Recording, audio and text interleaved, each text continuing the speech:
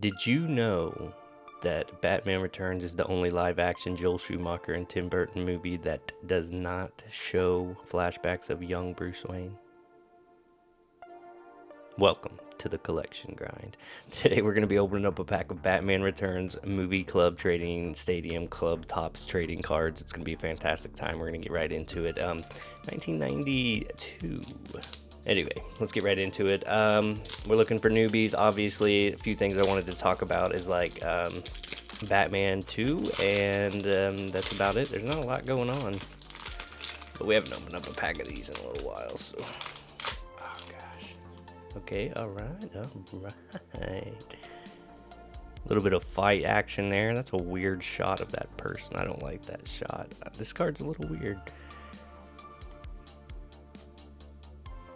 Oh, baby. This is a really good card. Look at this card, guys. Catwoman looking good as ever. Meow. Oh, that's a good one, too. I like this one. This is a good, I like this card. Batman and Penguin just chatting it up. Catwoman getting ready to Max Schreck, I think's his name. I really don't know what's going on here. It's like some circus stuff going on here. There it is, Catwoman finishing the job. She says, I'm gonna take this fool out.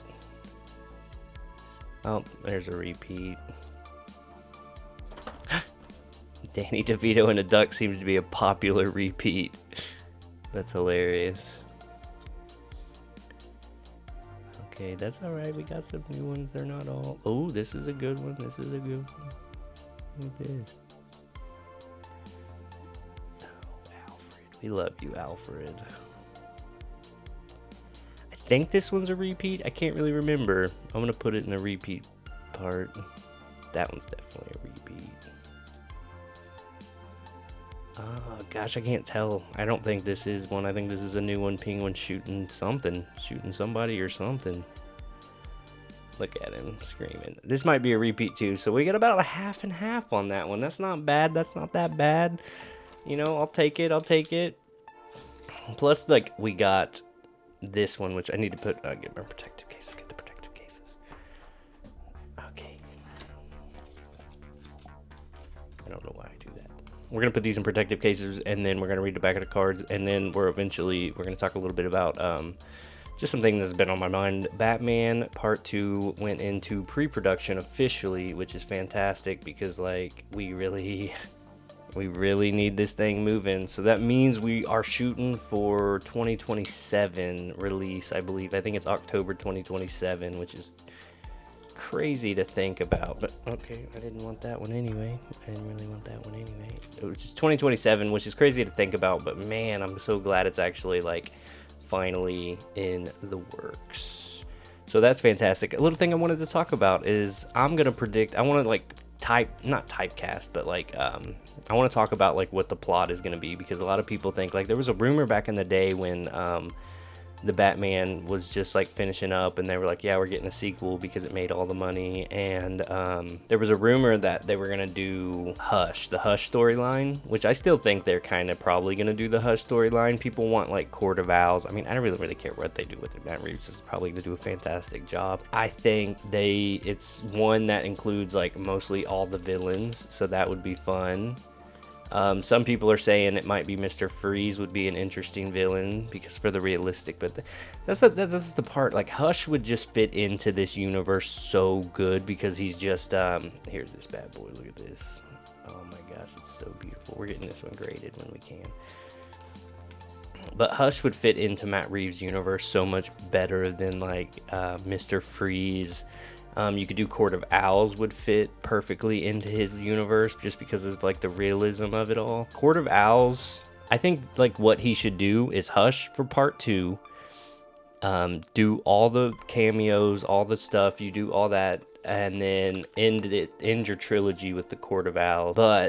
Or he could do it opposite maybe, and do it Court of Owls for the second movie, and then that leads into the Hush storyline, because it would be a more personal. So you want like Well, like the Court of Owls is personal too, but it's basically Bruce Wayne figuring out, and like that's like fits so deep into like the first movie, because the first movie is him figuring out that his family is that his family were tied to the mafia and they weren't exactly who they thought they were. So either one really works. Not really. I mean, I think I think they should go Court of Owls to finish off this, like, my family isn't who I thought they were, and maybe like even don't tie them directly into the Court of Owls, but they were obviously like approached by the Court of Owls, and maybe like you could even add the Court of Owls, that's who got them killed because they didn't want to like fall in line. There's so many good storylines. I hope it's gonna be fantastic. It's gonna be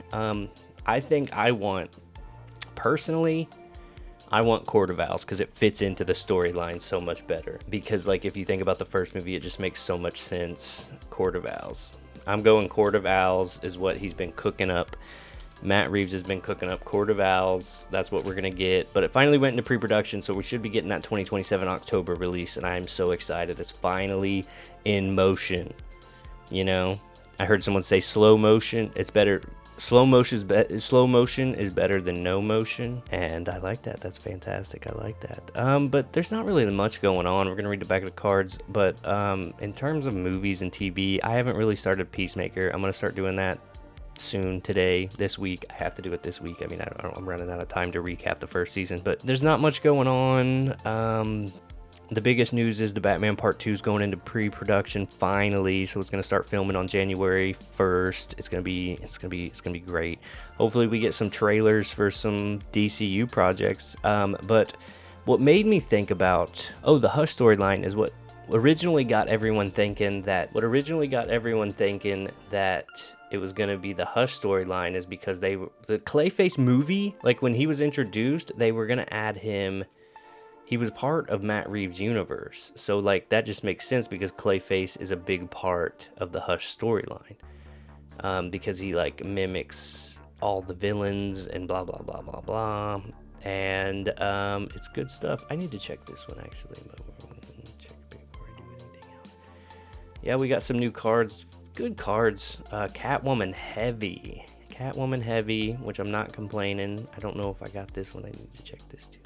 But I know I didn't get some of these. This one's just still weird. But yeah. All right. Let's read the back of the cards. Okay, yeah. So we got these. These are repeats as well. So there was a few more repeats than we thought. But hey, we got some great new ones.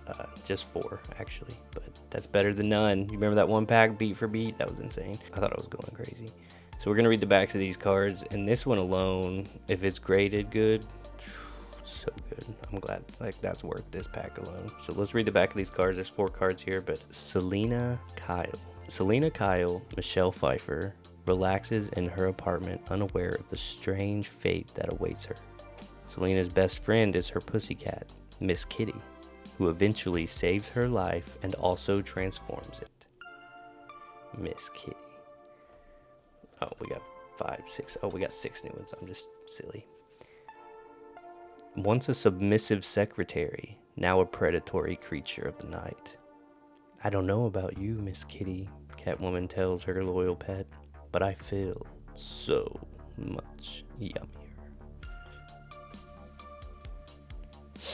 Michelle Pfeiffer plays Selina Kyle as a relatable, likable, and intelligent woman who happens to be hopelessly insecure, mentally and eventually physically abused by her ruthless employer, Max Schreck. She seeks revenge against the male establishment as the sinious and sinful Catwoman. Alright, I'm going to do this next one in my radio voice. Welcome to WGCK, ladies and gentlemen. Why is Batman such a popular costumed hero?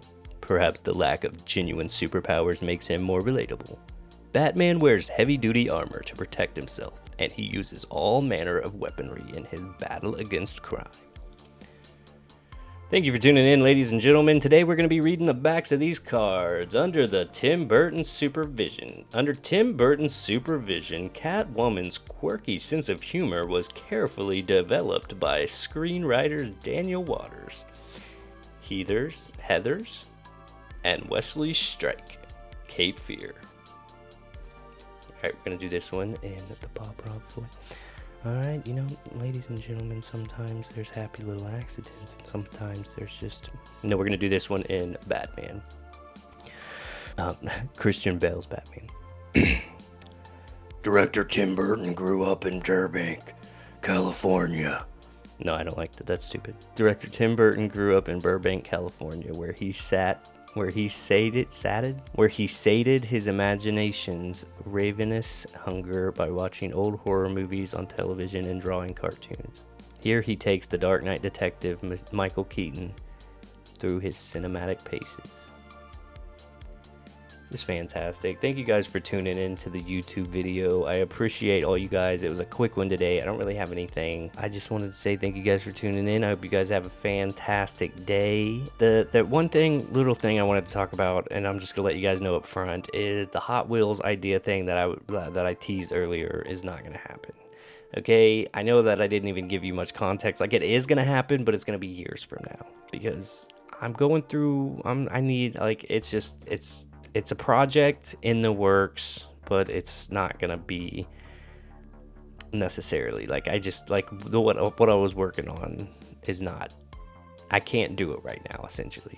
So that's gonna be on hold. Yeah. Quick video. Thank you for tuning in. I hope you guys have a fantastic day. A part of me wants to open up a pack of stickers, but that's okay. We'll do it on the next video. It's already been 15 minutes. You guys have a fantastic day. We have some new cards that are just great. I'm gonna put that one in a protective case. That's a protective case for like the cards that are already in protective cases. Then we put them in a better protective case, and then like we send that in and we get it graded, and hopefully it's a Gem Mint 20,000 or whatever, like Gem Mint 10, or and then what we do is we get the and then